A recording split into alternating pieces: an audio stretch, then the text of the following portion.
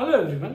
तो इस वीडियो में हम लोग मैग्नेटिक मटेरियल जो चैप्टर है उसका नेक्स्ट पार्ट अब हम लोग करेंगे, जिसमें हम मैग्नेटिक सब्सटेंस के ये प्रॉपर्टीज करने वाले हैं। तो 3 टाइप के मैग्नेटिक सब्सटेंस होते हैं, हमको पता है। इस वीडियो में उसके मैं आपको प्रॉपर्टी बता दूंगा, साथ ही साथ ये प्रॉपर्टी को आप एज अ डिफरेंस बिटवीन भी पढ़ सकते हो, क्योंकि वो भी बोर्ड एग्जाम में पूछा जाता है। तो चलिए जल्दी स्टार्ट करते हैं। तो ये जो प्रॉपर्टीज है आप कोई भी 4 कर लो काफी है, क्योंकि 2-2 मार्क्स के लिए ही आने वाला है, और डिफरेंस बिटवीन भी है तो भी आप 4-4 पॉइंट लिख दोगे, काफी हो जाएगा। तो पहला है इसमें डायमैग्नेटिक, जो कि एक तरह का वीकर ही होता है, और सारे मटेरियल मोस्टली डायमैग्नेटिक जैसे ही होते हैं। तो यहाँ पे क्या दिया है, when it is placed in external magnetic field, induced magnetic field inside the material repels the lines of forcing resulting in reduction of magnetic field.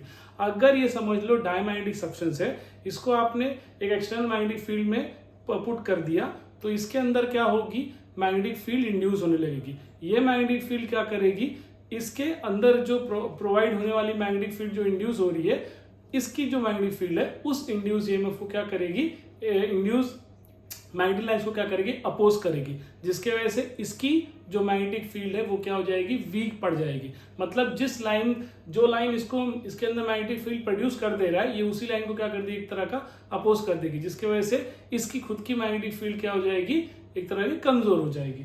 फिर वैसे दिया when it is placed in a non uniform magnetic field it moves from stronger to weaker. आप ये याद रखो, जब इसको किसी नॉन यूनिफॉर्म मैग्नेटिक फील्ड में रखा जाएगा तब डायमैग्नेटिक सब्सटेंस क्या होते हैं, स्ट्रॉन्गर से कहां मूव करते हैं, वीकर की तरफ मूव करते हैं। ठीक है, याद रखो। डायमैग्नेटिक लिक्विड, अगर इस डायमैग्नेटिक सब्सटेंस के लिक्विड को हम फिल कर दे एक यू शेप ट्यूब, जिसको हम यू ट्यूब मैनोमीटर भी बोल सकते हैं, तब क्या होता है, इन external magnetic field the liquid is pushed in the arm which is outside the field. ऐसा यू शेप ट्यूब रहेगा, तो एक को फील्ड के अंदर रख दिया, दूसरा फील्ड के बाहर है, तो लिक्विड पुश कहां जाएगी, इन द आर्म, जो कि फील्ड के बाहर वाला जो ये रहेगा, पोर्शन रहेगा उस ट्यूब का, उसके अंदर लिक्विड को क्या होगी, लिक्विड खींची चली जाएगी, अंदर की तरफ जाएगी। ठीक है, उसी तरह if rod of a magnetic material is suspended freely in magnetic field it align itself in the direction perpendicular. अब मान लो ये रॉड है डायमैग्नेटिक सब्सटेंस का, इसको मैंने नेट मैग्नेटिक फील्ड में रख दिया, तो वो क्या करेगी, वो इस ये रॉड क्या हो जाएगी, रॉड की जो फील्ड है उस मैग्नेटिक फील्ड के परपेंडिकुलर हो जाएगी। ठीक है, तो रॉड को जो फील करो तो ये ऑटोमेटिकली क्या हो जाएगा, उस नेट मैग्नेटिक फील्ड के क्या हो जाएगा, डायमैग्नेटिक सब्सटेंस परपेंडिकुलर रिएक्ट करेगा। फिर magnetic susceptibility of diamagnetic material is low, क्योंकि वीकर ही है भाई ये, तो इसमें जो डायमैग्नेटिक मटेरियल का ससेप्टिबिलिटी होगा वो भी क्या होगा, लोअर होगा, जिसको हम नेगेटिव भी बोल सकते हैं, जिसकी रेंज क्या होगी, -10 - 3 टू -10⁵ ठीक है। तो क्योंकि ससेप्टिबिलिटी भाई जिसकी स्ट्रॉन्गर होती है मैग्नेटिक मूवमेंट उसकी ही ज्यादा होती है। जैसे कि एग्जांपल है वाटर, गोल्ड, सिल्वर, ये सब एग्जांपल है। आप कोई भी 4 पॉइंट इसमें से याद कर लो, ठीक है। और एमसीक्यूज के लिए, सीईटी के लिए ये एग्जांपल भी याद रखो। उसी के बाद अगला है, देखो पैरामैग्नेटिक मटेरियल है।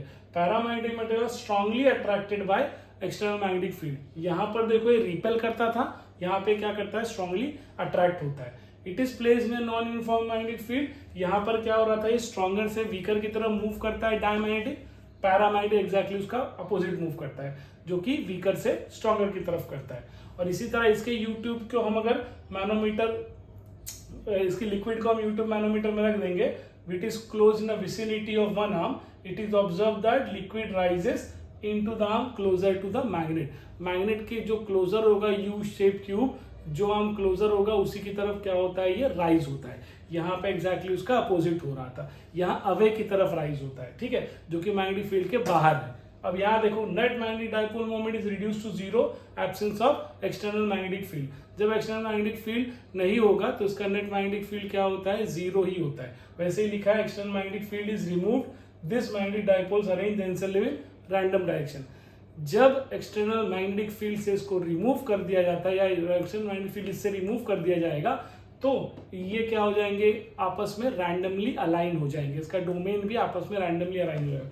उसी तरह इसकी ससेप्टिबिलिटी क्या होती है, पॉजिटिव होती है, but low, ranges from 0 to 10⁻³ इससे थोड़ी अच्छी होती है, इसलिए 0 to 10⁻³ है। एग्जाम्पल क्या है, मेटल्स, मैग्नीशियम, मेटल जैसे कि मैग्नीशियम, लिथियम, टैंटलम, या सॉल्ट आप बोल सकते हो, या ऑक्सीजन गैस बोल सकते हो, ठीक है। तो इसका भी कोई भी 4 पॉइंट कर लो, वो ज्यादा इजी रहेगा।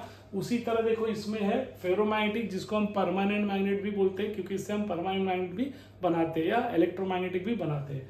तो when placed in external uniform magnetic field get strongly magnetize in the direction of magnetic field.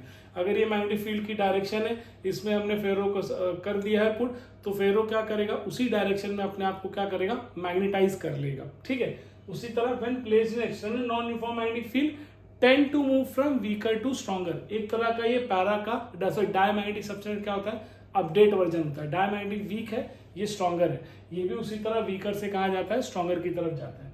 All atoms have a resultant magnetic moment in the absence of external magnetic field. अगर external magnetic field नहीं भी है, फिर भी इसका resultant magnetic moment क्या करता है, एग्जिस्ट करता है। इनका रिजल्टेंट मैग्नेटिक मोमेंट एग्जिस्ट करता है। सोचिए कितने ज्यादा स्ट्रांग होंगे। उसी तरह ferromagnetic remain magnetize even after the removal of magnetizing field. इनका, इनसे अगर मैग्नेटिक फील्ड को आप रिमूव भी कर दो, फिर भी ये क्या होते हैं, ये मैग्नेटाइज रहते हैं। उसी तरह susceptibility is positive and very high range.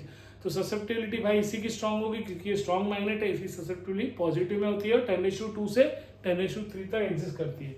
Example iron, कोबाल, निकल, टाप एक्सेट्रा बोल सकते हो। तो याद रखो, इसको एक को पढ़िए, एग्जैक्टली उसी का अपोजिट ये रहेगा, और ये वाला डायमैग्नेटिक से स्ट्रॉन्गर रहेगा। ठीक है, तो आई होप आपको वीडियो पसंद आया होगा।